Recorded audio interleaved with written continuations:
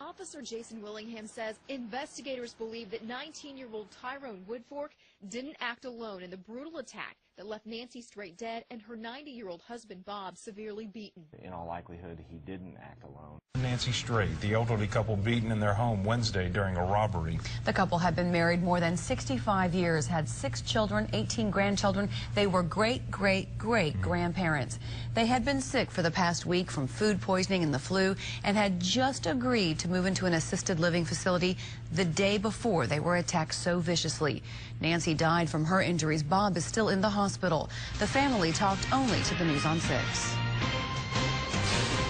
Bob Strait was a paratrooper in World War II with the 101st Airborne, went in on D-Day and served the entire time, was awarded the Bronze Star.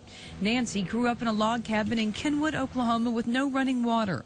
She moved to Tulsa to work during the war, and after is when the two met. They met 3 weeks and got married. Friday the 13th in 1946. And they've been married 65 years and 3 months. Nancy was a homemaker who made quilts and homemade jellies. Bob was a welder by trade and did woodworking as a hobby.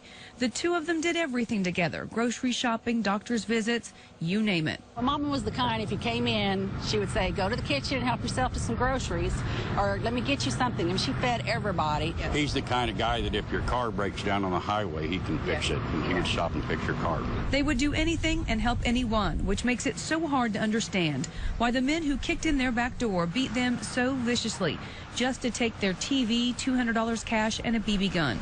Nancy didn't survive. Bob has a broken jaw, cracked ribs, and a BB lodged in his face. They were already frail and in bad health. That's why this was so senseless. Oh, yeah.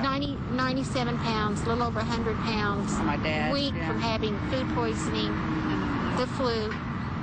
They would have done anything. 19-year-old Tyrone Woodfork is in custody. He lived just 4 houses down from the Straits.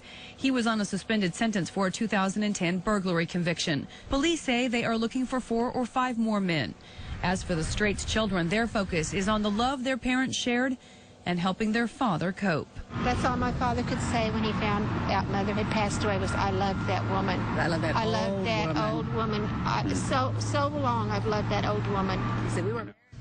The family wants to thank everybody for their good wishes and urges anyone who knows who these other suspects are to turn them in. That can be done through Crime Stoppers at 918-596-COPS.